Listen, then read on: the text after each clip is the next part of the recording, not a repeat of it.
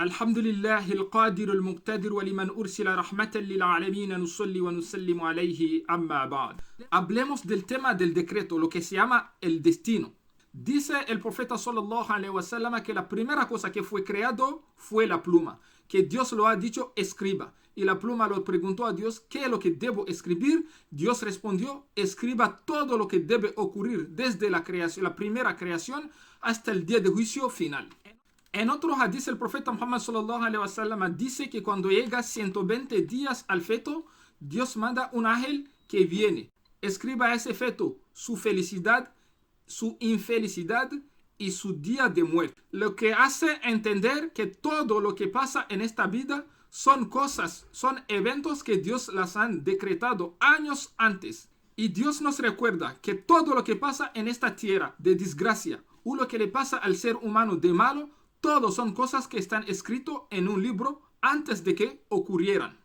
Durante los preparativos para ir en la batalla de Uhud, había un grupo de personas en el bando de los musulmanes que no estaban de acuerdo a que se entrara en una guerra, en una batalla en este momento, porque los musulmanes estaban inferiores en número, en cantidad de personas, comparando con el otro bando de incrédulos, y estaban menos equipados comparando con ese otro grupo, por lo que ellos veían que todo estaba en desfavor y pensaban que no se debía hacer una guerra.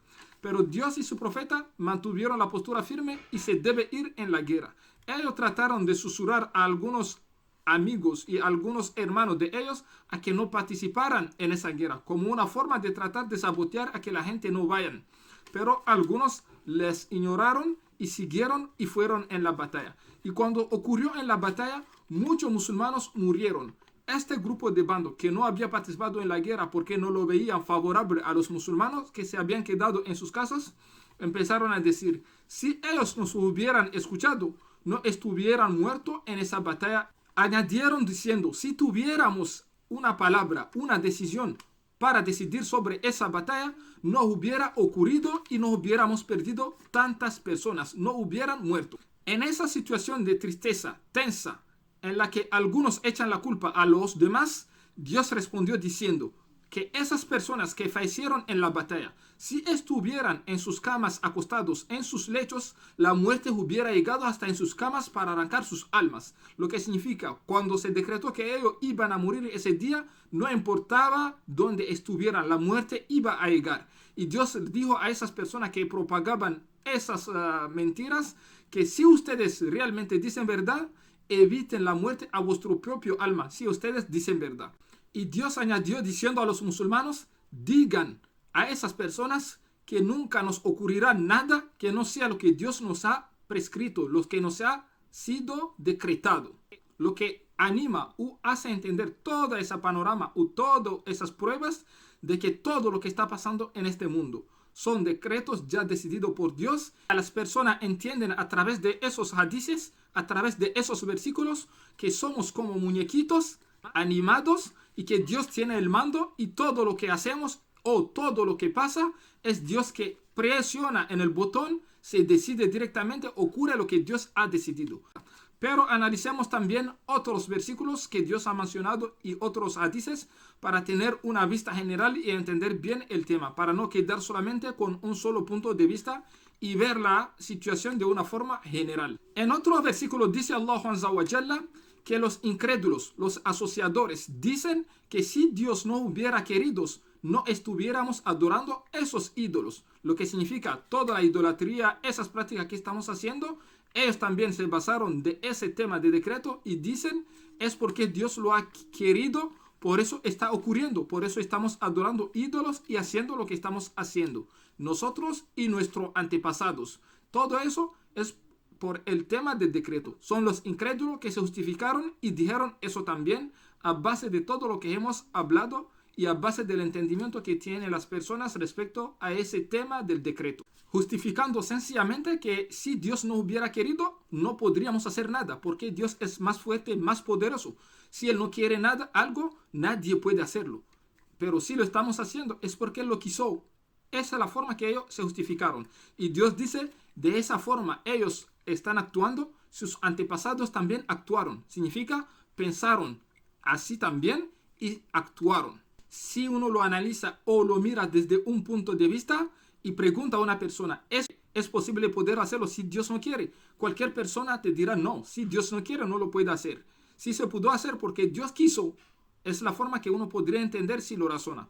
Pero Dios él mismo responde a esas personas y les dice a esas personas, ¿acaso ustedes van a seguir en esa idolatría, en esas prácticas, hasta que les pasen lo que pasaron a vuestros padres? Y Dios concluye diciendo que vuestro Señor no ha sido injusto con ellos, escribiéndolos o decretándolos un castigo con anterioridad. No, fue ellos mismos que se causaron injusticia contra ellos mismos.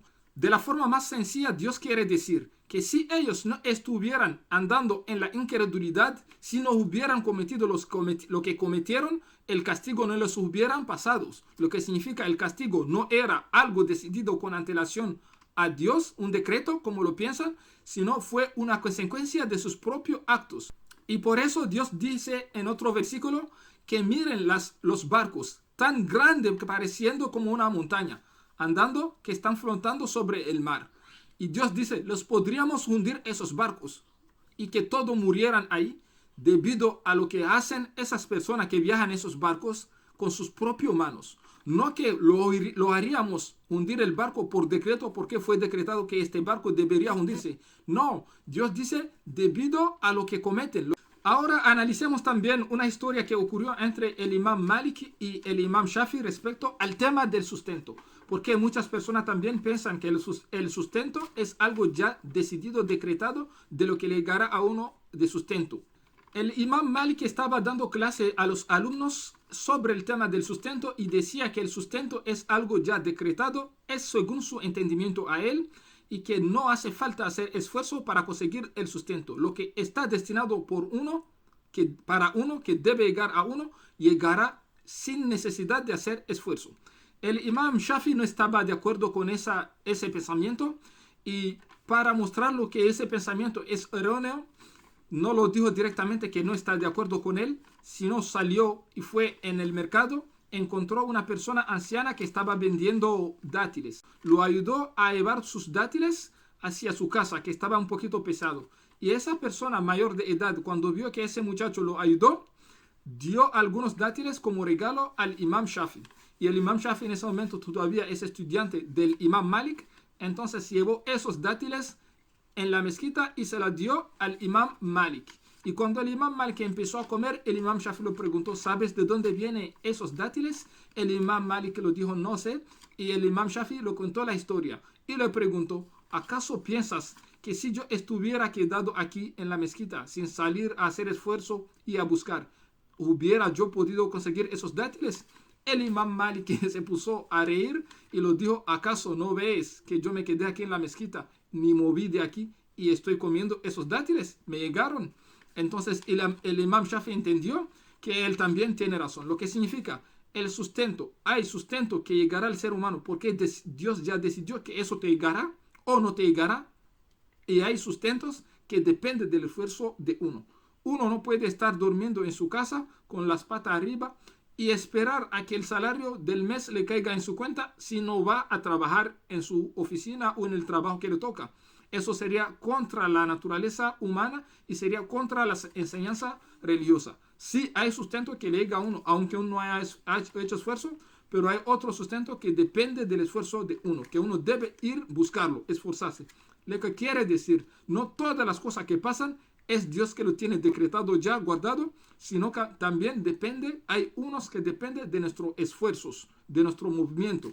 Y en otro versículo de Allah Azza wa Jalla dice que ciertamente se ha extendido la corrupción, el desorden, la contaminación en la tierra y en el mar, en todos lados.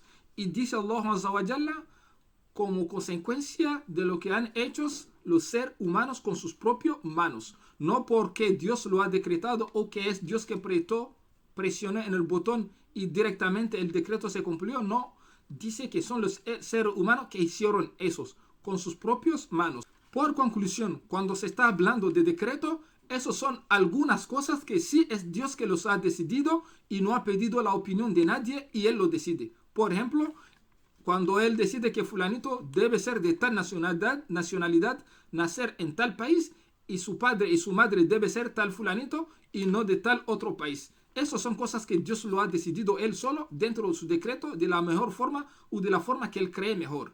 Que tal fuera un árabe, el otro fuera un africano, el otro fuera americano, el otro fuera asiático, etc. Esas son cosas que Dios lo decide. Ahora, respecto a la parte donde dice que todo lo que está ocurriendo, todo lo que pasa, ya está escrito en un libro. O cuando dice el hadith que cuando Dios creó, la primera cosa que creó fue la pluma y lo dijo que escribiera todo lo que va a ocurrir. ¿Qué quiere decir eso? Eso quiere decir que Dios sabe todo lo que va a pasar, pero eso no significa que es Dios que está haciendo todo lo que está pasando. Y el tema del decreto, la gente se confunde en eso cuando se le dicen que todo lo que está pasando son cosas ya escrito. Lo que quiere decir, cuando un ser humano va, hace un esfuerzo y gana un salario, un trabajo, gana un salario de sustento, Dios ya sabía que esa persona iba a hacer ese esfuerzo y ganarse ese salario. No significa directamente que es Dios que lo ha empujado a esa persona a trabajar y lo dio el salario. No, él sabía. El tema de saber y hacer son cosas diferentes. Pero es muy importante aclarar bien o entender bien que el hecho de que esté escrito en el libro no significa que es Dios que lo ha hecho o que lo va a hacer, sino que él ya lo sabe, lo hace. Es como si tú tienes un hijo, deja un chocolate en la mesa, sabe que este hijo lo va a coger, si lo ve, y tú decides esconder el chocolate cuando tú quieres o pararlo. A veces tú te quedas a mirar y deja ahí.